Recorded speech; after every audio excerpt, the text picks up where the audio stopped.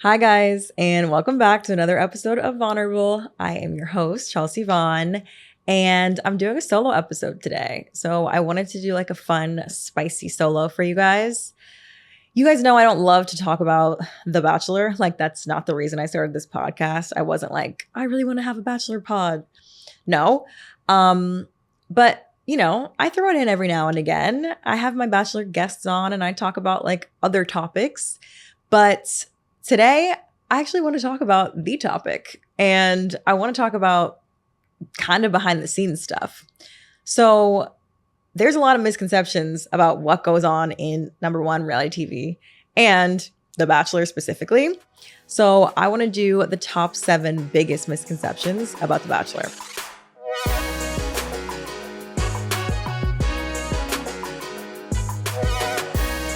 So I'm just going to go down the line and kind of read out like the most highly requested questions like that I get asked, that I've been asked for the past like 2-3 years. And kind of do like, is it true? Is it false? What's the real tea?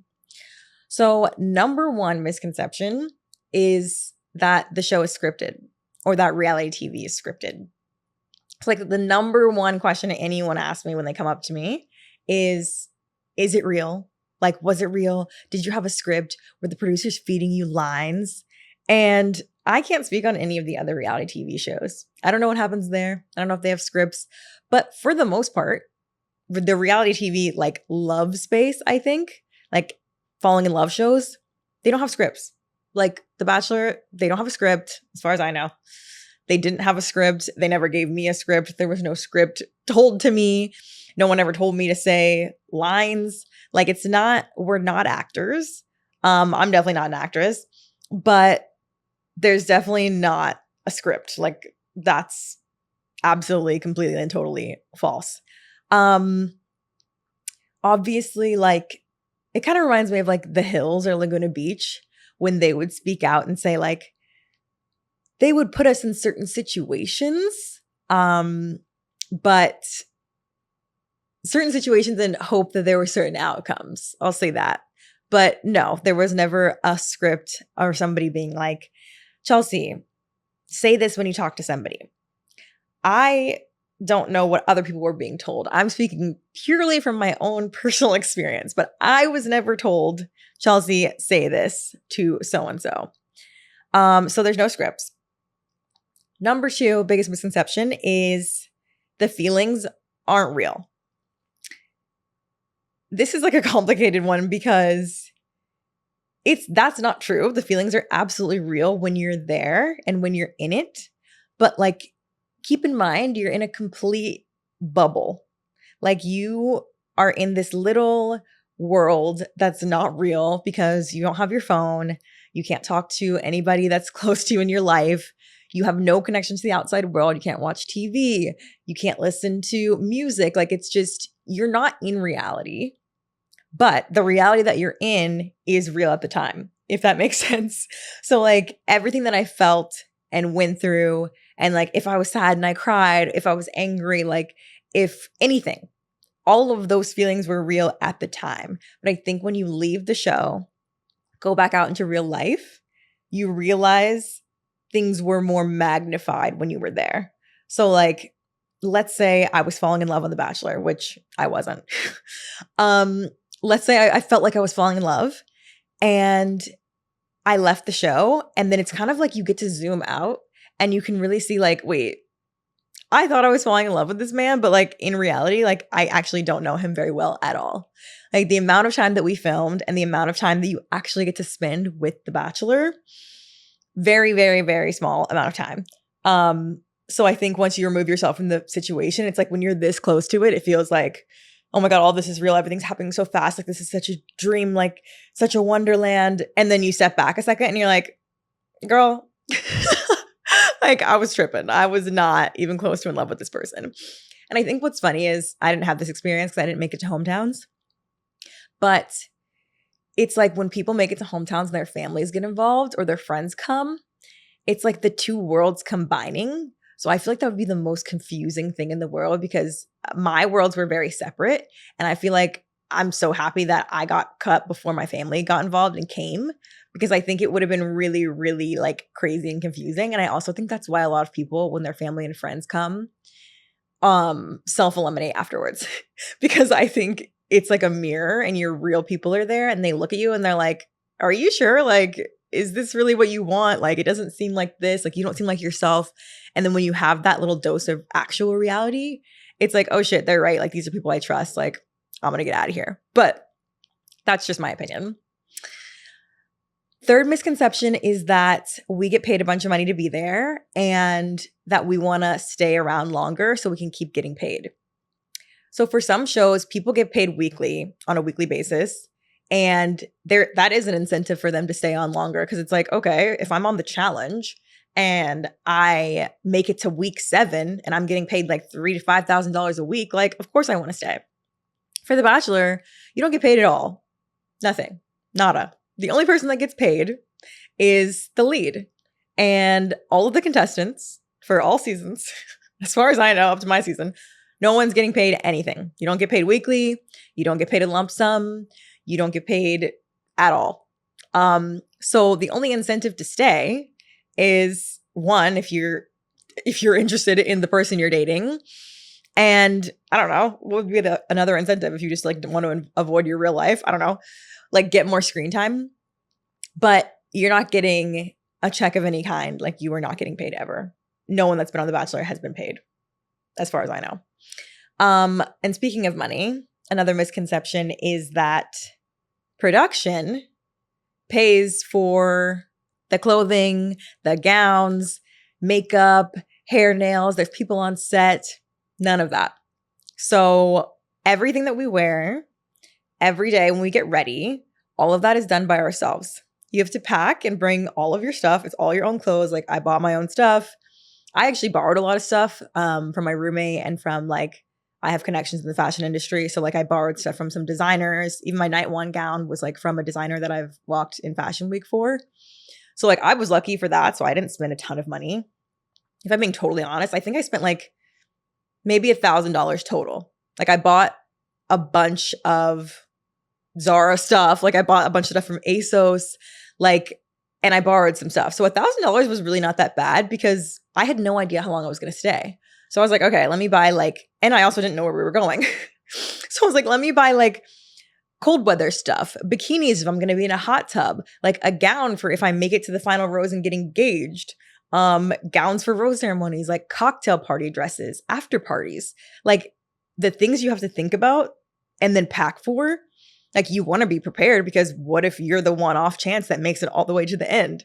But I'm like a frugal person and I'm not trying to spend that much money on clothes. Also, I didn't think I was going to last like 6 weeks.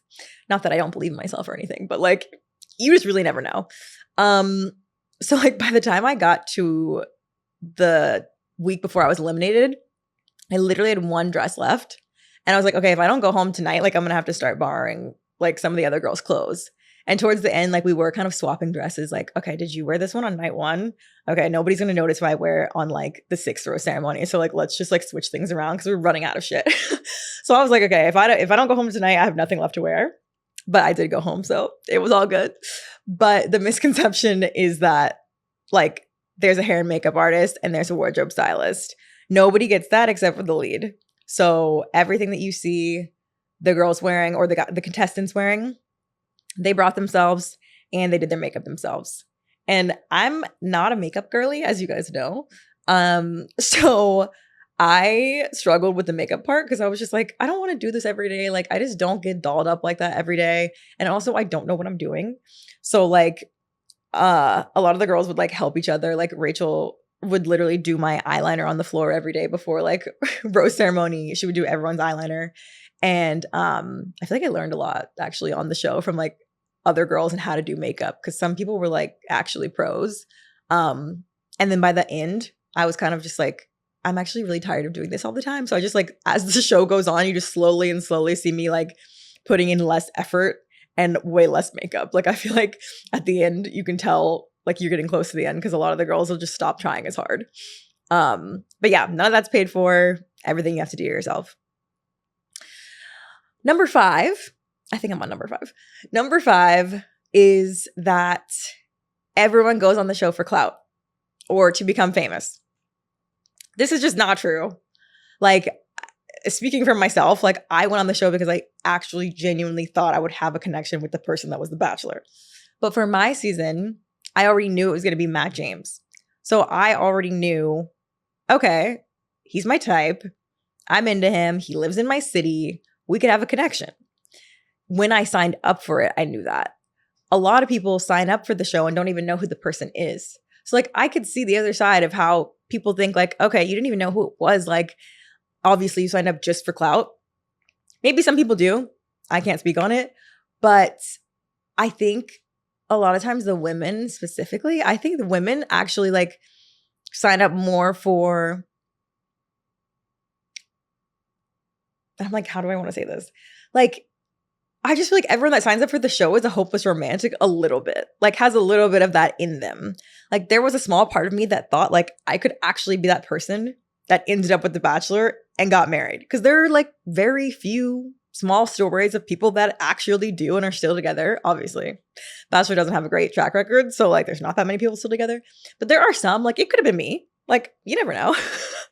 But like I was genuinely looking for a boyfriend at the time. Did I want to get engaged? Probably not. I'm like a really realistic person. It would have taken a lot for me to get there. And I didn't even have a one-on-one date. So like, I couldn't even see that as a possibility on my show. But I don't think everyone goes on for clout. Like in the seasons, like maybe I was in season 25. So in the seasons like before maybe season 20, before Instagram was as huge as Instagram is, like what clout? Like why would people have signed up to go on for potential fame when like and followers when that wasn't even a thing? Like I guess for your 15 minutes on a TV show, but like I don't know. I just feel like there's so many other reasons why people go on the show besides just to get followers. And at this point, people aren't even getting that many followers. Like I don't know. I just feel like that's a huge misconception. Number 6 is that the producers shove alcohol down your throats so that you're super drunk and that you get a lot of drama. I've talked to a lot of reality TV people, other shows, and I have heard this actually does happen. Like even Love is Blind people right now are talking about how they had asked for water and the producers would bring them alcohol and never brought them water. And I'm like, oh shit, that's crazy. But just for The Bachelor, I can say that's absolutely not true. Like, yeah, there was alcohol free flowing and I could drink it if I wanted to, but I never felt like pressure to drink ever. I just like, I wanted to. Like, I was like, okay, this is fun. Like, I want to be a little tipsy before I go on my date. Like, I'm a little nervous. Or like, there was one rose ceremony where I already had a rose because I got the group date rose. And I went off that day because I was like, oh my God, I have nothing to worry about for a rose ceremony. Like, I'm getting drunk tonight. But like, other than that, like, no, I never felt like anyone was trying to purposely get us drunk. And honestly, I feel like there's enough drama to where you don't really need to be drunk for there to be drama. Like clearly, there's plenty of drama already. It's dramatic enough with 34 people dating one freaking guy. And then just the personalities clashing. Like there's plenty of drama to choose from. And like, I feel like there's no reason for it to be sloppy, drunk drama. Even though I feel like this is just like as a fan, when I used to watch The Bachelor back in the day when people did get seemingly more drunk, there was always like a girl on night one that I feel like got too drunk to make it to rose ceremony. Like there was always one girl that was like hammered and like fell in the pool in her dress or like fell asleep upstairs, never showed up at the rose ceremony, never talked to the guy, and it was just drunk. And like that kind of was good TV, but that didn't happen on my season. Okay, and the 7th misconception is that there's paid actors. So people love to ask me if like the most dramatic people, I feel like the villains. People tend to think the villains on the show are paid actors, actresses, or that they're like producer plants. Like they literally hired them, placed them in just for drama, to stir up shit, to make whatever, good TV. And this is 100% false. Like, again, they don't need to pay actors to do this because clearly people will do it for free. Like, I think a lot of times people don't realize, or maybe just aren't prepared for what reality TV actually is. And it's, if you're a person that kind of can get easily swayed by things, which some people are more than others, I'm not saying like it's a weak personality trait or anything. I'm just saying like a lot of things on the show about filming are unexpected, and some people are just more easily swayed by others. And like a lot of times people haven't ever had a camera in their face, or I don't know. I think some people get pushed into doing things. I'm a very headstrong person. I also knew at all times like to keep my guard up, because I felt like, I knew the producers are doing a job. Like at the end of the day, this is a job for them. And at the end of the day, it's a TV show. Like they're trying to create entertainment. That's what it is, period. And so I kind of just like never let my guard down as much as some other people did, because they were more trusting of the producers. And because of that, I think they got influenced to do certain things, or even got like a little, the environment is really mentally challenging. So I feel like if you're not in a good mental place, like mental state before you go on, you shouldn't go on reality TV. But also people don't realize how challenging it is mentally until they get there, and it's like low-key too late. So I feel like that happened to like a couple of people on my season. And then once you did it, like you did it, like you said what you said, it's already on camera, and they have the ability to do whatever they want with that and to create the storyline that they want to create. And I think that's what happens to some people, and that's what you see. And you sit there and you watch it and you think like, this has to be a paid actress. Like who would actually act like that, or who would say that? And I think the part about reality TV that people don't think about is what's missing from the story. Because a lot of times they don't make people say or do anything.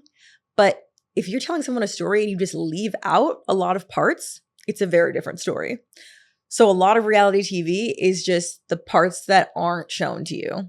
So when watching it, a lot of viewers think like, oh my God, well, we saw what we saw. Like, that's real. She said it. She did it. But vital information is left out. And then you get the finished product. So there's no paid actors. Nobody's a plant. People are just easily influenced, and they're in a high stress environment, and they don't act necessarily as sane as they would if that wasn't the case.